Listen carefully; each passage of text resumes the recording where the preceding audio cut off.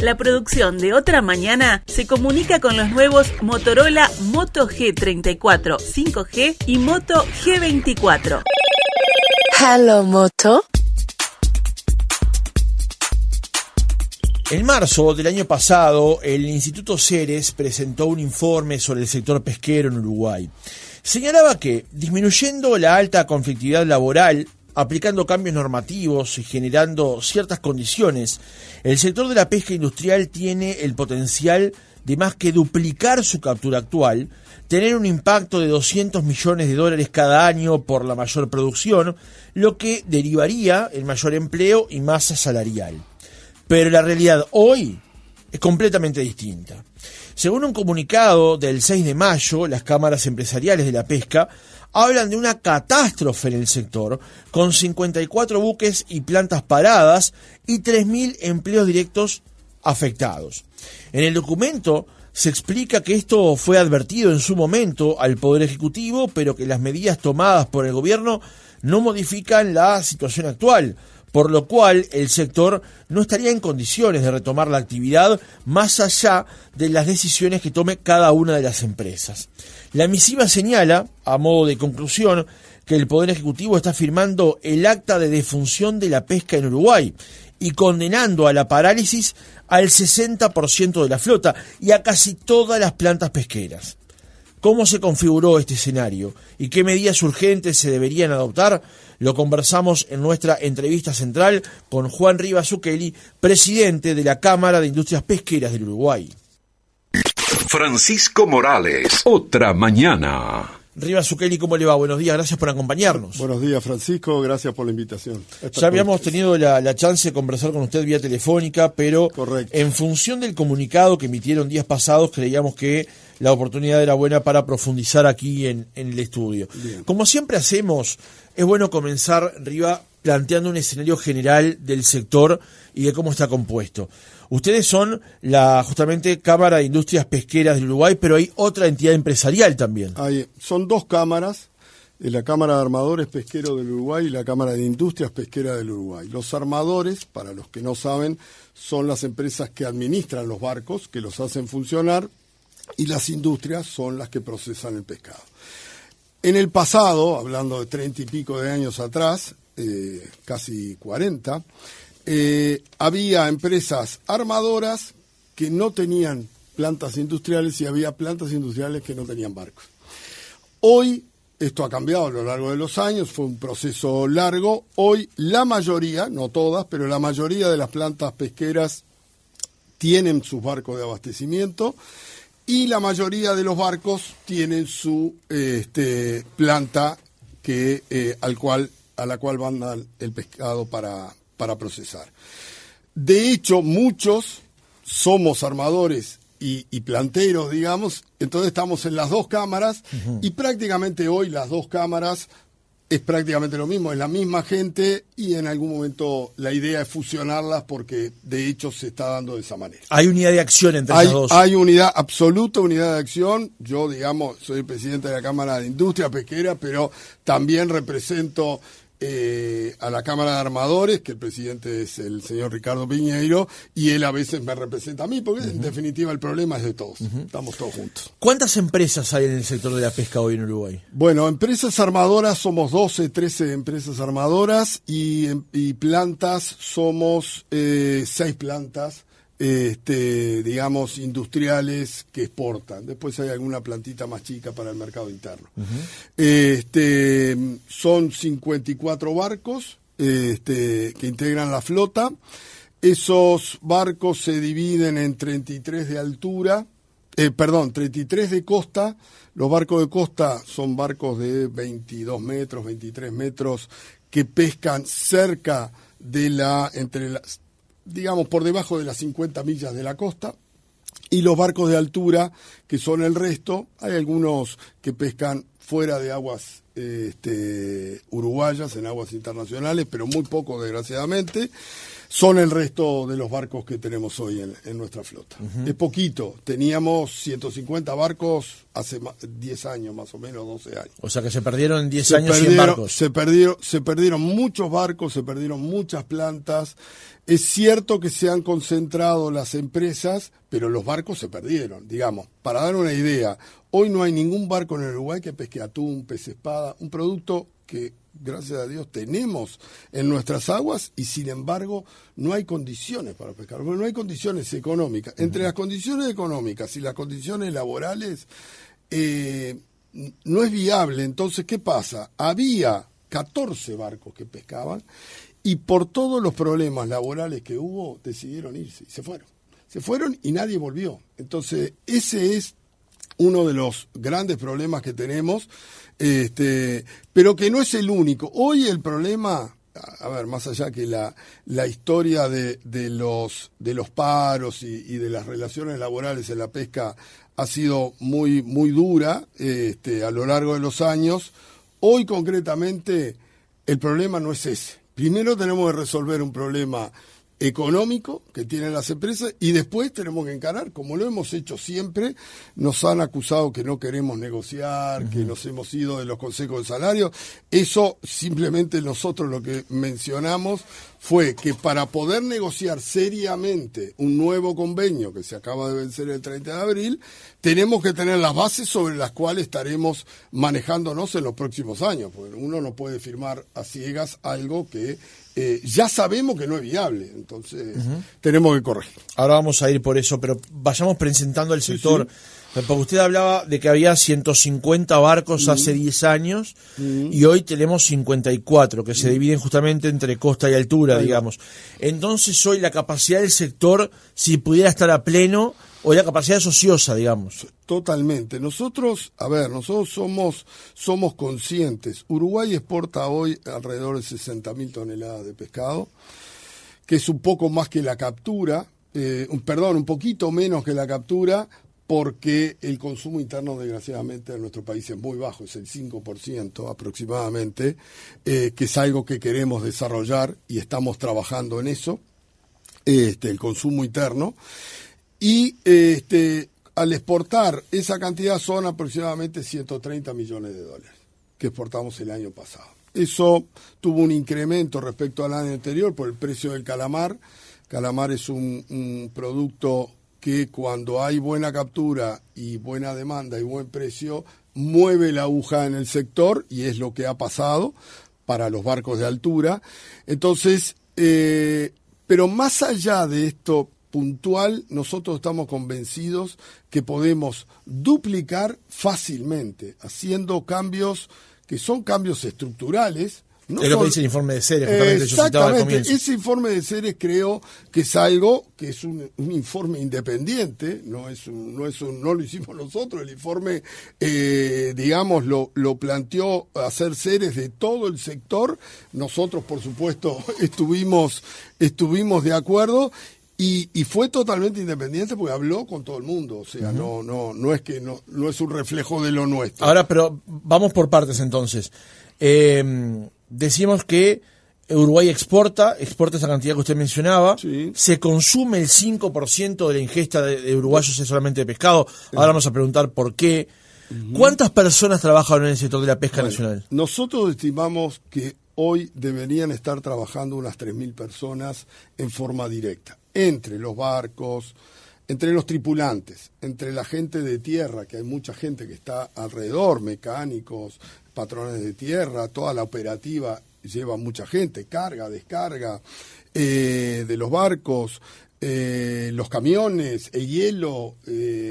Hay una cantidad importante de forma directa y otra cantidad que es difícil de establecer, pero nosotros estimamos que debe ser más o menos similar, de puestos de trabajos indirectos que, digamos, quizás no se pierdan definitivamente, pero obviamente hay mucha gente que ya ha cambiado de sector. Eso lo tenemos claro y eso va a ser perjudicial porque preparar a la gente no es tan fácil. Es uno de los grandes problemas que tenemos, que es tratar de que la gente, sobre todo los tripulantes, elevar el nivel, que sea un trabajo digno. Son trabajos que esto creo que hay que mencionarlo, que muchas veces se deja de lado.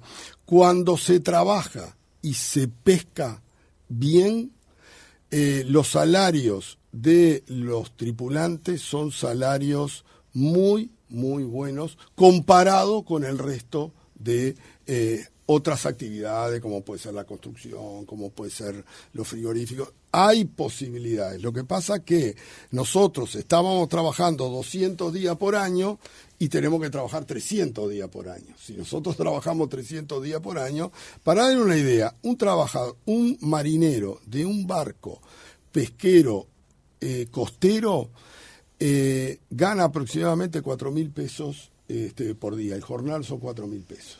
Eso es lo que da promedio trabajando. El problema es que no se trabaja todos los días por distintas razones. Entonces, eso es lo que tenemos que mejorar. Un trabajador de un barco de altura gana mucho más, 3-4 veces más. O sea, hay posibilidades, hay buenos salarios. El tema es que tiene que ser viable para todos. A ver, esto no le podemos echar la culpa a un factor, decir, bueno, la pesca no anda por esto. No, son una cantidad de factores económicos, del Estado, económicos del sistema. El dólar es un factor que nosotros ni siquiera lo estamos poniendo en nuestros reclamos, porque el dólar es algo que ya está harto discutido y harto hablado, y sabemos la política del gobierno. Entendemos que hay que mejorarlo sin lugar a dudas, pero bueno, hay otros mecanismos también que hay que encarar y bueno, y tenemos que ir por ese lado. Cuando hablamos tiempo atrás vía telefónica, conversábamos que esta flota compuesta por 54 barcos, allí había también un problema de la propia industria, digamos, que tiene que ver con la actualización de su propio equipamiento, digamos. Correcto. Hoy los barcos no son los barcos más eficientes que se podían utilizar. No, claro. A ver, yo quiero aclarar dos cosas. La primera, todos los barcos de la flota nacional, por supuesto, están controlados y regidos, y creo que en forma muy exigente, por la Prefectura Nacional Naval, la Dirección de Marina Mercante. Hay inspecciones, no se puede hacer nada. O sea, uno tiene que hacer una soldadura en un barco y tiene que tener la autorización de la prefectura, tiene que ir un inspector. O sea, los barcos desde el punto de vista de seguridad no tienen ningún problema. Primera cosa. ¿La edad es alta? Sí, la edad es alta. La edad de los barcos. La edad de los barcos. Tenemos un promedio de 38 años, de 38 y 40 años. Lo ideal sería que fueran 20, pero bueno, a esos barcos no es que tienen 40 años y nunca se le hizo nada. Se le han cambiado motores, se le han cambiado guinches, se le han puesto rolos, ni que hablar los equipos de navegación, que hoy es todo computarizado. Uno ve el puente de un barco y tiene computadoras, tiene sonares, toda la tecnología. ¿Podríamos tener más? Por supuesto que podríamos tener más. Pero han cambiado esos barcos. Yo no creo que eso sea el gran problema. Sí nos gustaría, y de hecho hay empresas que lo han hecho, sobre todo las empresas extranjeras, porque hay empresas extranjeras en el Uruguay, y han invertido fundamentalmente en barcos de altura, que hoy es lo que está más aliviado. Se han cambiado barcos, han venido barcos nuevos, se han hecho barcos uruguayos viejos, muy viejos, se han hecho nuevos, les quedó el casco nada más, se han hecho en España, por ejemplo. Se invirtió mucho dinero, porque a veces cuando dice que no invertimos, se invirtió mucho dinero en esos barcos. Y todos vamos haciendo lo que podemos. Ahora, ¿por qué no lo mejoramos más? Por una razón económica. Si no podemos, digamos que hay una famosa fórmula que decía antes que los ingresos del barco tienen que ir un tercio para la tripulación, un tercio para el barco y un tercio para la empresa. Eso era, que ya no es así, pero era una máxima. ¿Por qué? Porque el tercio para el barco era fundamental. Para actualizarlo. Para tenerlo con las mejores redes, con los mejores equipos y demás. Eso, cuando la ecuación esta no da, Hoy la mano de obra en un barco es un 50%. Ya ahí ya no estamos manteniendo esa regla. Entonces, para el barco, y después tenemos todos los gastos generales y demás, no nos da para hacer lo que quisiéramos. Es como si tú tenés un auto y tiene unos años y querés arreglarlo. Si no podés cambiar el auto, querés arreglarlo y mantenerlo y hacerle los ajustes que hay que hacerle, y cambiarle la cubierta y cosas, y que el auto se mantenga. Esto es lo mismo. Pero es peor, el auto capaz que es para un disfrute propio, y esto es para trabajar. Claro. Si no trabajamos, perdemos. Riva, estas empresas, estas 12, 13 empresas armadoras más las 6 plantas, requieren de unas habilitaciones por parte del Estado. Correcto. Una empresa, por ejemplo, que se hace a la mar con una determinada tripulación, con un determinado objetivo, ¿qué es lo que debe tener como autorización por parte del Estado para poder trabajar? Bien, lo primero y fundamental es permiso de pesca. No puede haber ningún barco.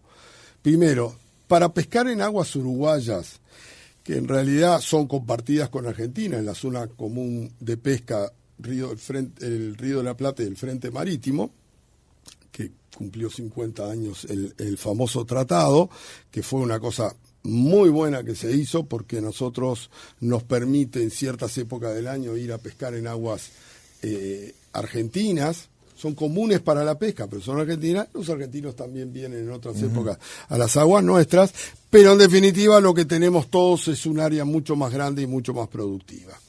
Eso es fundamental. Y las empresas tienen que ser nacionales, tiene que ser una empresa uruguaya. Podrán ser capitales, obviamente, extranjeros, que los hay, pero las empresas son uruguayas y son los únicos, y el barco tiene que estar embanderado en Uruguay. No hay ningún barco extranjero que pueda pescar en Uruguay, salvo que tenga un permiso de investigación, que son transitorios, puede ser por 6 meses, que los hubo en sus momentos, pero no es lo normal. Eso es lo que necesitamos, básicamente el permiso de pesca. Y después necesitamos la habilitación de prefectura. El barco tiene que estar matriculado en el Uruguay, embanderado en el Uruguay, y con las inspecciones tenemos que subir a dique cada 3 años, hacer todos los controles de la chapa, los espesores, el eje, la hélice, digamos que esté todo lo que no se ve, que normalmente está bajo del agua. Hay que hacerlo una vez cada 3 años, y después todos los mantenimientos.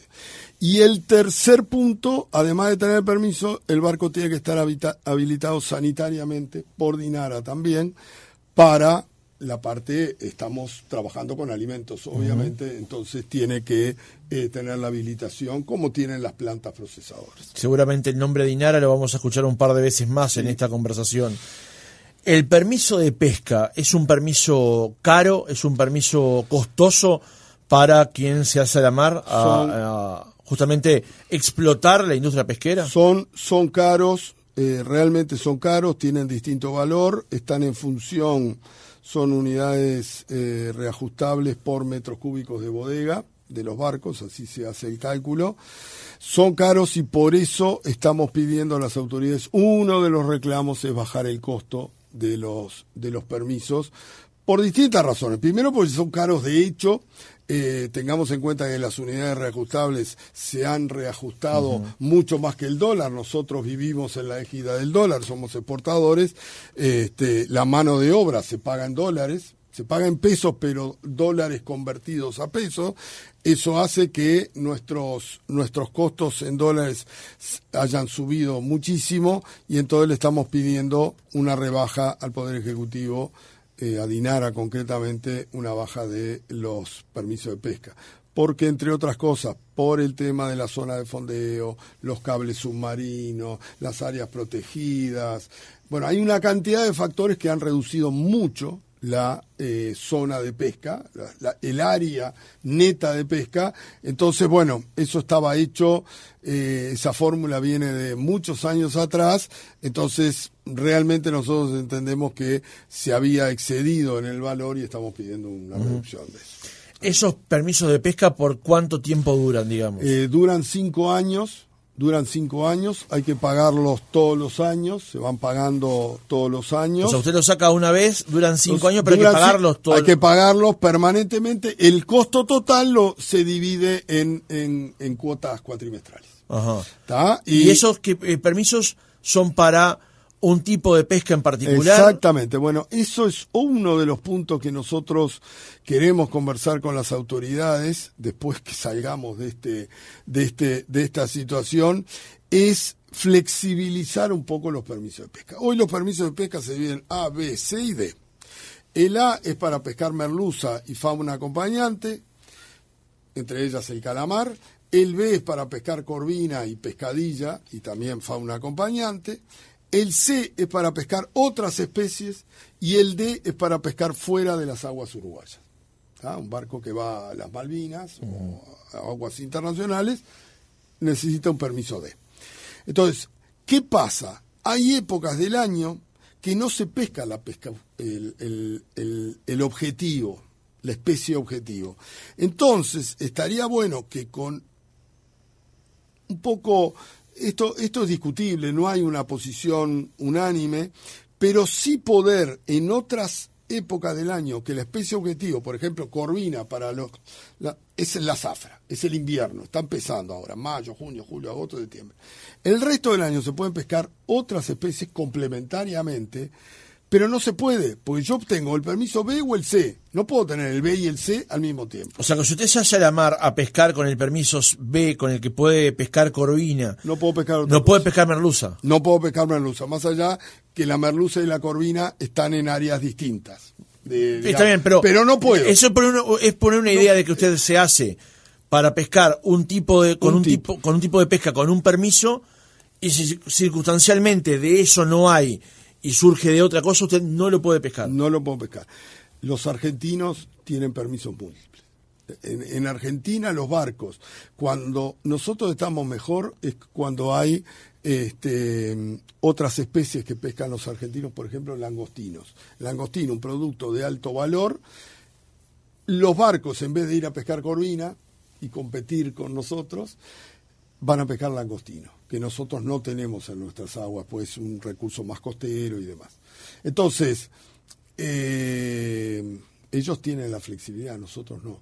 Y eso es un tema que en algún momento hay que discutir, lo hemos hablado un poco con el nuevo director de INARA, está abierto a buscar soluciones. Yo creo que acá, más allá de lo puntual, Francisco, que es la parte económica, la jubilación bonificada, el banco de seguro, los permisos de pesca, la energía, el combustible, esa es el corazón del problema. Más allá de eso, hay varios temas que nosotros queremos poner arriba de la mesa, que es tener un instituto de pesca. Todas las actividades agropecuarias del Uruguay tienen su instituto. INAC, INALE, INACE, INAVI. Hay una cantidad de institutos, la pesca no tiene instituto. Y ese instituto, los institutos lo que hacen es el desarrollo de la pesca. Porque acá tenemos a DINARA. DINARA, que antes se llamaba Instituto Nacional de Pesca, pero no era... O sea, que eso se fue para atrás, digamos. No se fue para atrás, le cambiaron el nombre. Pero DINARA es un ente que debería fomentar la pesca, pero no lo hace. Debería hacer los controles de los permisos, dónde se pesca, cómo se pesca, las exportaciones, las certificaciones, que es correcto, es lo que tiene que hacer. A ver, en la carne tenemos INAC, que hace las políticas, las ferias, el desarrollo, y después está el Ministerio, la Dirección de Servicios Ganaderos, las inspecciones de los frigoríficos, o sea, la parte controlativa tiene que haber y tiene que estar. Lo que nosotros queremos es la formación de un instituto que podamos dialogar con el Poder Ejecutivo en una mesa y establecer, llamarle un plan pesquero es un título, pero establecer las políticas pesqueras del Uruguay, que no las tiene. Uh-huh. Eso es algo fundamental. Y otra cosa fundamental es cumplir con la ley 19.175, la ley de pesca, que crea que ya estaba creado, en realidad lo internaliza en la propia ley de pesca, un fondo de desarrollo e inversión pesquera. Ese fondo que se nutre de los permisos de pesca, de los ingresos de INARA, permisos de pesca, exportaciones, multas, servicios, inspecciones, etcétera, etcétera, todo ese dinero debería ir a un fondo, sacando los gastos propios de INARA, un fondo de desarrollo e investigación pesquera. Nunca en 30 años se aplicó. Todo eso que nosotros pagamos, se pagan los gastos de DINARA y el resto va a rentas generales. Todo, no es un problema de este gobierno, es del anterior. 30 años, eso formó parte, ese artículo formó parte de una rendición de cuentas del año 92, o sea que tiene 32 años. Hace 32 años que no se está cumpliendo. Bueno, eso, excusas varias, reglamentaciones, etcétera, etcétera. Hoy el director de DINARA está trabajando en la reglamentación de eso para que se empiece a aplicar. Eso es fundamental, que no es plata para nosotros. No es un fondo de desarrollo e investigación. A ver, Uruguay tiene un barco de investigación. Hace 6 años que está parado. 6 años. El Aldebarán. Cuesta poca plata ponerlo en funcionamiento. Poca plata para lo que es un barco. Es poco dinero. Y no hacemos investigación. Uruguay no hace investigación de sus aguas. Se nutre la investigación argentina en general, ¿no? Van inspectores uruguayos en los barcos argentinos, pero a ver, no es lo mismo. Por algo cada país tiene su... Y Argentina invirtió mucho en barcos de investigación. De hecho, compró 2 barcos nuevos el año pasado. 2 buenos barcos de investigación, porque para ellos es muy importante. Es cierto que tienen todo el Atlántico, tienen mucho más mar que nosotros. Riva, antes de pasar a la catástrofe que ustedes señalan en el sector, uno advierte, y tal vez aquí entrando al rango de la opinión, que en función de que no hay un instituto, como en otros sectores de la economía nacional, para su desarrollo, que a la vez no hay flexibilidad cuando se otorgan los permisos de pesca, que es restrictivo incluso con parte de la actividad, parece que en muchos sentidos el Estado nacional, no el gobierno, sino el Estado, le diera un poco la espalda al sector. ¿Lo ven así? Sí, lamentablemente, y debo aclarar esto porque es de justicia aclararlo. La famosa frase de que vivimos de espaldas al mar es archiconocida. Que el mar nos interesa en verano y cómo está la temporada y todos queremos ir a la playa, lo cual es muy lindo y está bárbaro. Pero del mar nos olvidamos como un recurso que tiene el país y que no le damos la suficiente importancia. Nosotros tenemos más superficie de agua que de tierra. Primer detalle. Segundo detalle. Nunca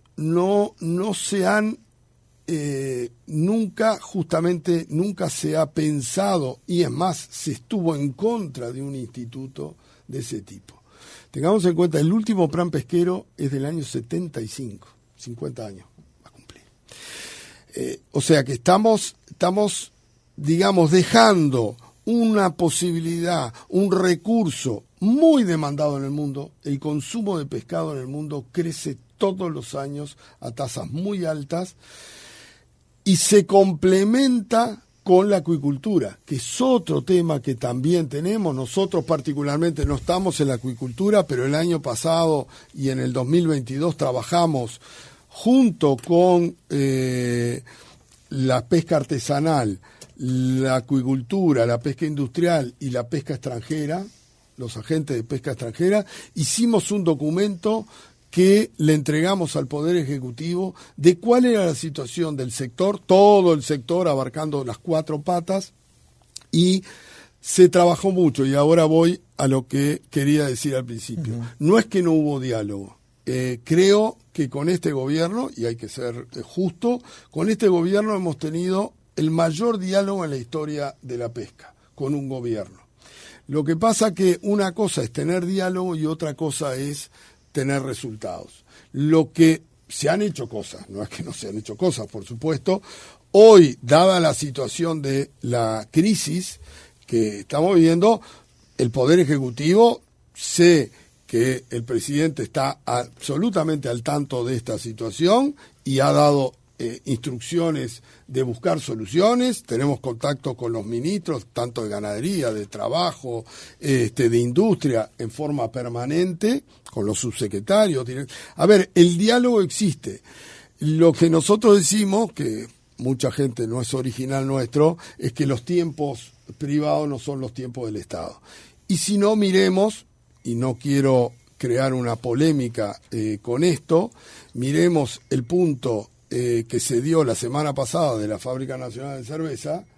No se hizo más que hablar de la Fábrica Nacional de Cerveza porque cerró una planta que es gravísimo, sobre todo, yo soy un hijo adoptivo de La Valleja, es muy importante, pero ahí en Solís de Mataojo hay una planta que ocupa normalmente 250 personas. Está parada hace 5 meses. ¿Lo escuchaste hablar? No. Pero la Fábrica Nacional de Cerveza cerró y a la semana, que no digo que obviamente es terrible para Minas. Yo sé lo que es, pues conozco a la gente de Solís de Mataojo y de Minas, mucho. Lo que es es como cuando estuvo cerrado el frigorífico, Matadero Solís, que está ahí entre Minas y Solís de Mataojo, también fue un problema gravísimo. Y sin embargo, hace 5 meses que toda la pesca está parada, toda la pesca, 3.000 personas. A ver, ¿quién está ganando con esto? Nadie. Los trabajadores obviamente no, tienen un seguro de paro transitorio que es una ayuda, una pequeña ayuda. Las empresas están paradas totalmente, y parada totalmente no significa que no tenemos gastos, tenemos muchos gastos. Hay gastos fijos que no se pueden... Gastos fijos que no se pueden zafar. Hemos achicado todo lo posible. El Estado no está ganando nada, porque no estamos pagándole al BPS, no estamos pagándole a la DGI, no estamos pagando ningún servicio. Bajamos el consumo de gasoil, bajamos no, prácticamente es mínimo, con esos barcos que salieron es mínimo. Está perdiendo el Banco de Seguros. O sea, el Estado está perdiendo una fortuna de dinero, porque es una fortuna de dinero con toda esta actividad funcionando normalmente hace 5 meses, y todavía no tenemos respuesta. Yo entiendo que lleva su tiempo, que se habla con uno, se habla con otro, que el ministro tal, que economía, entendemos todo, pero nuestra preocupación es que los tiempos siguen pasando y cada vez es más difícil. Por eso hablamos de catástrofe. Esto es una catástrofe.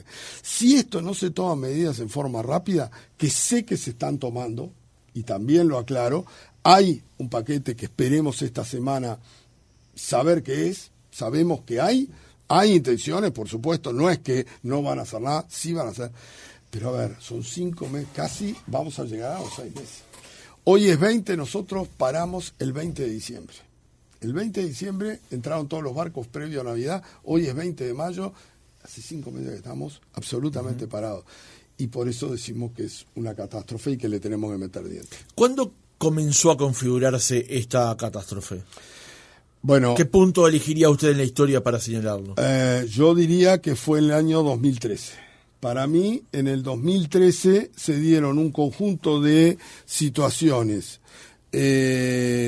Estamos con las prospecciones petroleras de ANCAP, que se hicieron de una forma totalmente, no es que estemos en contra del desarrollo del Uruguay y de la búsqueda, pero se hicieron sin consultar a Dinara, sin consultar a Medio Ambiente prácticamente. No había Ministerio de Ambiente, eso es verdad. Pero había una dirección nacional de Medio Ambiente. No le dieron pelota.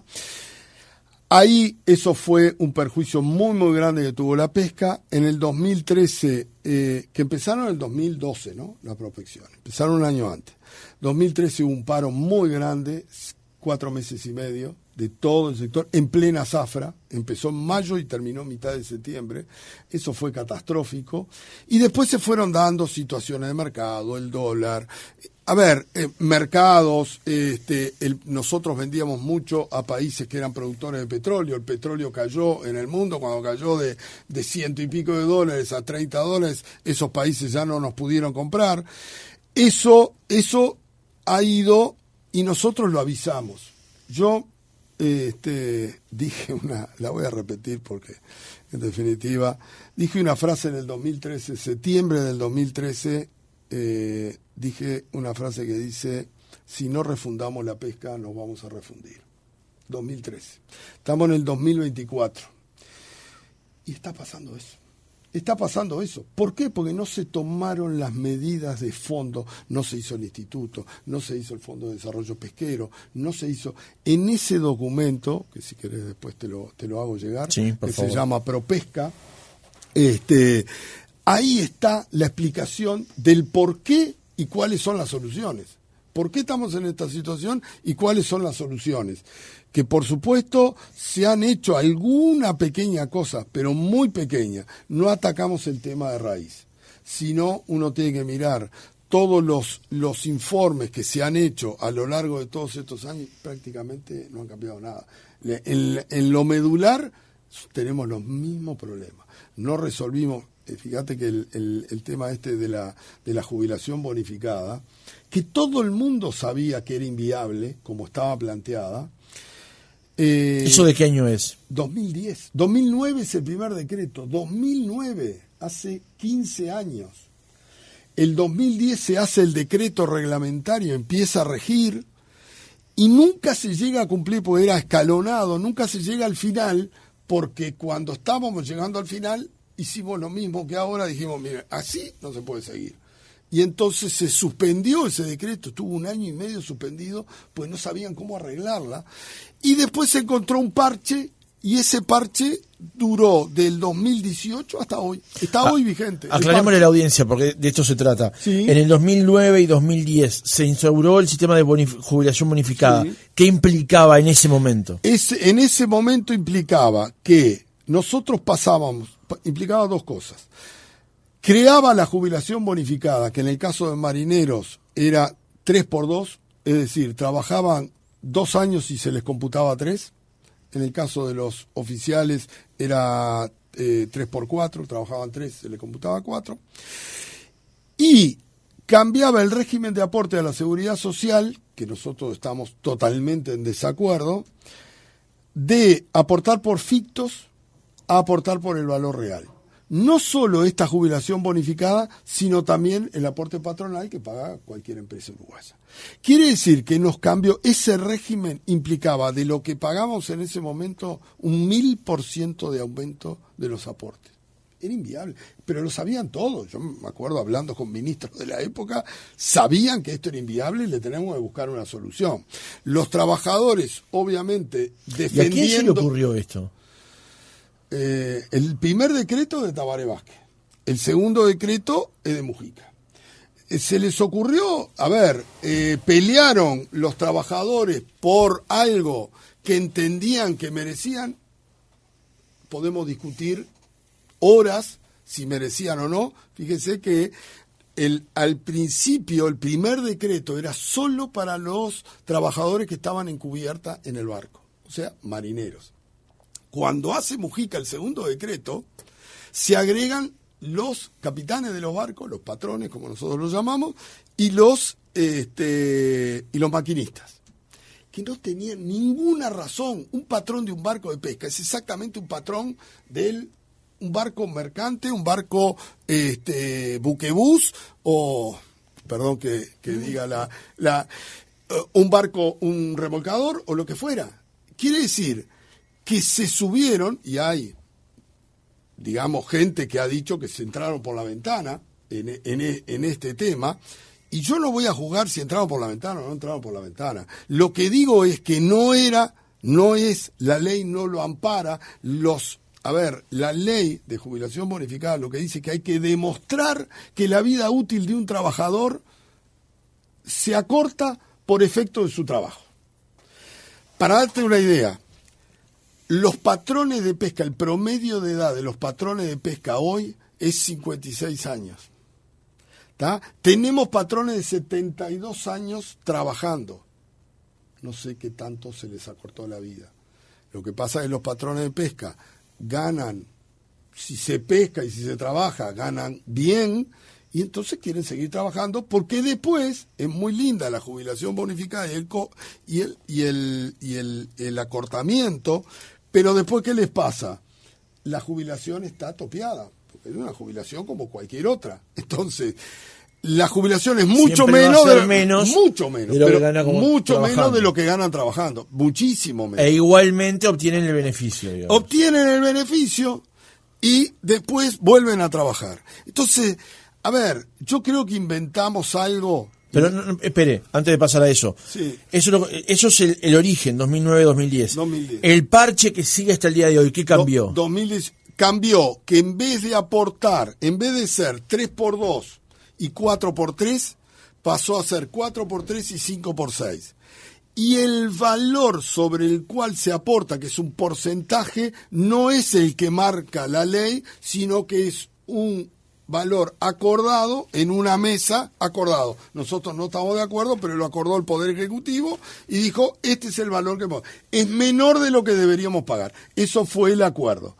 Ahora, nosotros lo que estamos planteando es eliminar esto y buscarle otra forma, porque esta forma está mal desde el punto de vista de la ley, está mal desde el punto de vista que no se cumple con lo que se tiene que cumplir de la vida. A ver, no se cumple nada con esto. Entonces nosotros lo que planteamos es, busquemos otra alternativa.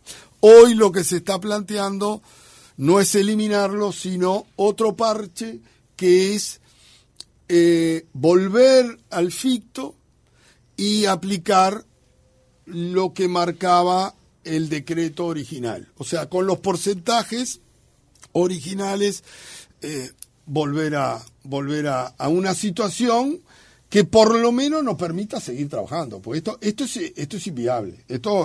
Pero además, los trabajadores estuvieron de acuerdo en un momento, dijeron, sí, esto es impagable. Entonces, si todos estamos de acuerdo que es impagable, busquemos la solución. Yo entiendo que los trabajadores dicen, yo tengo un derecho adquirido y me parece bien, si está todo bien, pero hagámoslo bien y encontremos la solución. Uh-huh.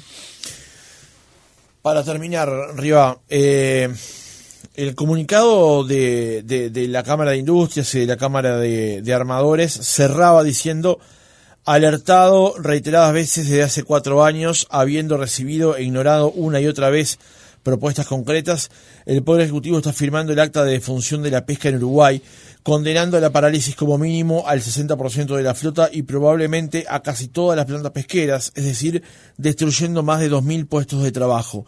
Es una catástrofe. Ustedes, de este plan que estaría generando el Poder Ejecutivo, que estaría por intentando resolver o arrimar una propuesta de solución, ¿qué expectativas tienen? A ver, nosotros creemos que buena parte de lo que estamos pidiendo para evitar esa catástrofe se va a dar. De acuerdo a lo que nos han dicho, están trabajando para buscarle una fórmula que nos haga viable esta situación. Evidentemente, con lo que nosotros estamos pidiendo, primero, no le estamos pidiendo que nos regale nada. Eso creo que hay que aclarar, no le estamos pidiendo nada. Le estamos pidiendo que nos saque las cosas que a nuestro juicio nos impusieron en forma irresponsable, que no fue de este gobierno, pues fue anterior, la mayoría de las cosas, y que hacen que los números no nos cierren. Le estamos pidiendo que ajusten lo que nos impusieron.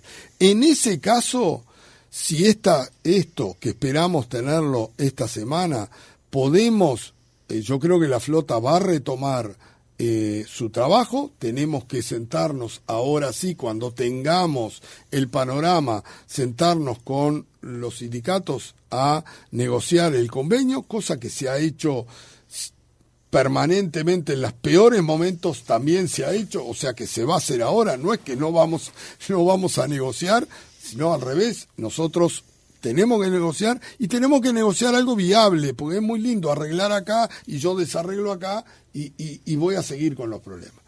Eso como para empezar a trabajar, pero es imperioso, y esto sí, es imperioso que una vez que retomemos el trabajo no digamos, bueno, salimos a trabajar, qué bueno, y no ataquemos los otros grandes problemas que tenemos, que hablamos de los permisos, que hablamos del plan pesquero, que hablamos que del la solución sea más integral, digamos. Que sea integral, que se a la pesca se le empiece a tratar. A ver, ¿qué pasó con la madera hace 30 y pico de años? No existía, ¿verdad? Y sin embargo se hicieron medidas que llevaron años, porque ahora hablamos como si fuera, pero llevaron 30 años. Fue una política que se decidió el país hacer el desarrollo de una industria maderera y de celulosa y demás, que al país le vino bien, estamos todos contentos con eso. Entonces, lo que me parece que tenemos que hacer es que la industria pesquera, que hoy poco menos, no es mala palabra, porque, o es palabra que nadie sabe nada de esto, transformarla en algo. Uno va a España, y no me quiero comparar, sabe lo que es la industria pesquera en España, ¿no? Es uno de los países donde se pesca más y se come más pescado y de la mejor manera. Entonces, ¿es importante o no es importante la industria pesquera en España? Es fundamental, es una de las industrias principales. Bueno, nosotros queremos ser, con nuestro tamaño, con nuestras problemáticas y demás, pero queremos ser una industria importante para el Uruguay. Fue el 10% de las exportaciones del Uruguay hace más de 10 años. ¿Hoy? Hoy no llegamos al 1. No llegamos al 1. Es cierto que en las exportaciones se cuadriplicaron. La exportación de madera, celulosa, soja creció, soja, carne, creció muchísimo, entonces pero nosotros fuimos para atrás. Uruguay exportaba 250 millones de dólares hace 10 años. No es tan lejos. Y sin embargo hoy pescamos un poquito más de 100. 2 preguntas para cerrar. Usted decía recién, nadie sabe nada. ¿Algún precandidato presidencial, partido político se ha acercado para conocer la realidad y pretender llevar en su programa de gobierno o en sus programas de gobierno algunas novedades para el sector? Sí, por suerte sí. Estamos teniendo reuniones con los precandidatos, porque creo que es importante y ya hay algunos que han puesto en sus programas o programas tentativos, digamos, previos a la elección final, han puesto hincapié en el tema de la pesca. Te diría que la mayoría, no hemos hablado con todos todavía, porque son muchos, pero estamos trabajando, también estamos reuniéndonos con la Unión de Exportadores, que como nosotros somos 100% exportadores, prácticamente, y también se está trabajando en ese sentido. Y la última, usted acaba de decir, son un sector prácticamente 100% exportador, pero más temprano dijo que en Uruguay el consumo de carne dentro de la ingesta habitual de los uruguayos es del 5%. Según los últimos datos disponibles que encontré de que son del 2022, de carne bovina Uruguay consume 45 kilos por año, 24% de carne aviar, 20% de carne porcina, que en muy buena parte es importada de Brasil, además. Correcto. La carne ovina, que es apenas de 2,4, o sea, tenemos una ingesta del 92,5%, 92 kilos por año per cápita uruguayo de este tipo de carne. El tema es que cuando los uruguayos, por ejemplo, van a comprar pescado, la primera reflexión que tienen es que es caro. Es caro. Siempre. Entonces, ¿qué es lo que pasa? ¿Que consumimos poco porque es caro por estas cosas que estamos mencionando? No, yo creo que no. Puede ser un poco más caro por este tipo de problemas que tenemos. Eso sin lugar a dudas. Si nosotros pescáramos más, probablemente el pescado iría más. Pero yo diría que el problema es cultural. Nosotros somos un país, obviamente los números los acabas de decir, netamente carnívoro, más allá de las muy buenas proteínas que es el pescado. Creo que no sabemos cocinarlo, ese es otro gran problema. ¿Cómo hacemos el pescado y hacerlo a la plancha, un filete, vuelta y vuelta y ya está? No hay una cultura. Nosotros lo que estamos planificando, lo que pasa, ya lo teníamos planificado hace 2 años, un desarrollo, una campaña, como se han hecho con otros productos, para desarrollar el producto y bueno, con toda esta situación la tenemos estamos haciendo algo, pero tenemos que fomentar. No creo que sea un problema de caro, creo que es un problema cultural que tenemos que fomentar y tenemos que cambiar. Y en eso el Fondo de Desarrollo, Investigación Pesquera, esto es ideal para eso, es para desarrollar una industria. Y desarrollar una industria es no solo la captura, es el procesamiento, es el mercado, es el conocimiento. Creo que es fundamental. Juan Rivas Zucchelli, presidente de la Cámara de Industrias Pesqueras del Uruguay, gracias por haber estado otra mañana con nosotros. Por favor, un gusto y a las órdenes como siempre.